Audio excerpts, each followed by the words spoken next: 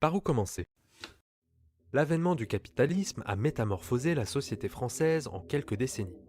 On pense évidemment à l'industrialisation, mais le capitalisme a aussi provoqué un appauvrissement rapide de toute une partie de la population, parfois contrainte de se salarier pour pouvoir survivre. C'est ce phénomène qui est à l'origine de la formation de la classe des travailleurs, de la classe ouvrière, qu'on appelle aussi le prolétariat. Les années passent et l'industrie se développe dans quelques villes, dans quelques bassins industriels. Dans le nord, le nord-est, la région de Rouen, de Lyon, de Saint-Étienne, ainsi que Paris. Si le développement de la classe ouvrière reste très localisé et s'il n'est pas encore un phénomène très remarqué, celle-ci prend peu à peu de l'importance. Les ouvriers parisiens jouent même un rôle crucial lors de la Révolution de 1830. Ces derniers prennent part aux événements dans l'espoir d'obtenir le soutien du nouveau régime mis en place, dans l'espoir que celui-ci puisse freiner l'appauvrissement dont ils sont victimes. Mais ils sont finalement ignorés. Bien qu'en plein développement, la classe ouvrière n'a pas encore assez de poids pour compter politiquement. Pourtant, un événement, un coup de tonnerre va contraindre le pays à prendre conscience de la question ouvrière. Lyon est la capitale française de la soie depuis la Renaissance. Mais l'essor du capitalisme est venu bouleverser toute l'organisation économique et sociale de la ville et de ses alentours. Alors que Lyon est l'un des cœurs industriels de l'Europe et que le commerce de la soie lyonnaise est à son apogée, les artisans ouvriers de la soie, que l'on appelle les canuts, voient leur situation se dégrader. Une grande partie d'entre eux se retrouvent eux aussi appauvris, parfois au point de devoir se séparer de leurs apprentis, de fermer leurs petits ateliers et de se salarier dans les manufactures de la ville.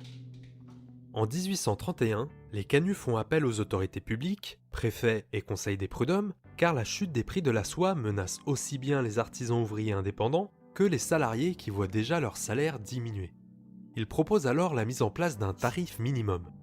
Mais la bourgeoisie lyonnaise, les marchands fabricants que l'on surnomme les soyeux, refusent tout compromis au nom de la liberté de commerce, récemment promulguée par la Révolution de 1789.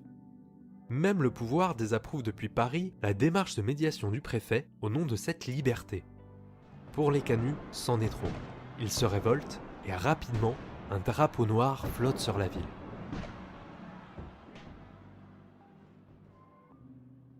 Je ne vais pas vous raconter le déroulement de la révolte des canuts, en tout cas pas dans cette vidéo, mais je vais vous dire son issue. Après avoir pris le contrôle de la ville, l'insurrection finit par s'essouffler au bout de quelques jours. On ne compte que relativement peu de victimes, aussi bien parmi les insurgés que parmi les soldats qui ont tenté de mater la révolte.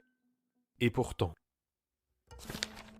ce soulèvement dans une grande ville française, et de surcroît la deuxième ville de France, a profondément choqué la bourgeoisie. Plus encore, cet événement a révélé aux yeux de tous ce qu'on essayait jusqu'alors d'ignorer, la question sociale. Qu'est-ce que c'est ? C'est le terme qu'on utilise pour désigner les problématiques liées à l'appauvrissement rapide d'une partie de la population, un phénomène qu'on appelle la paupérisation et qu'on qualifie alors de mal du siècle. Pour vous donner une idée, en 1840, on estime qu'un tiers de la population française est assistée par la charité publique. Outre le fait qu'un tiers de la population française ne parvient plus à subvenir à ses besoins, ce qui préoccupe, c'est la fracture de plus en plus nette de la société en deux classes opposées, les bourgeois d'un côté et les travailleurs de l'autre.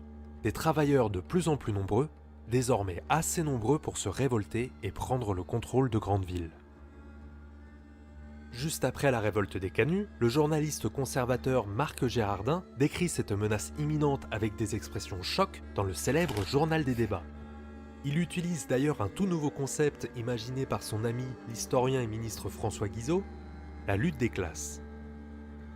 La sédition de Lyon a révélé un grave secret, celui de la lutte intestine qui a lieu dans la société entre la classe qui possède et celle qui ne possède pas. Notre société commerciale et industrielle a sa plaie comme toutes les autres sociétés. Cette plaie, ce sont les ouvriers. Point de fabrique sans ouvriers, et avec une population d'ouvriers toujours croissante et nécessiteuse, point de repos pour la société. Cherchez dans chaque ville manufacturière quel est le nombre relatif de la classe industrielle et marchande et de la classe ouvrière. Vous serez effrayé de la disproportion. Les barbares qui menacent la société ne sont point dans les steppes de la Tartarie. Ils sont dans les faubourgs de nos villes manufacturières. Ils sont les plus forts, les plus nombreux. Ils n'ont rien à défendre, et tout apprendre. L'écrivain ultra-conservateur Louis de Bonald craint quant à lui une guerre civile contre ce qu'il appelle l'ennemi intérieur.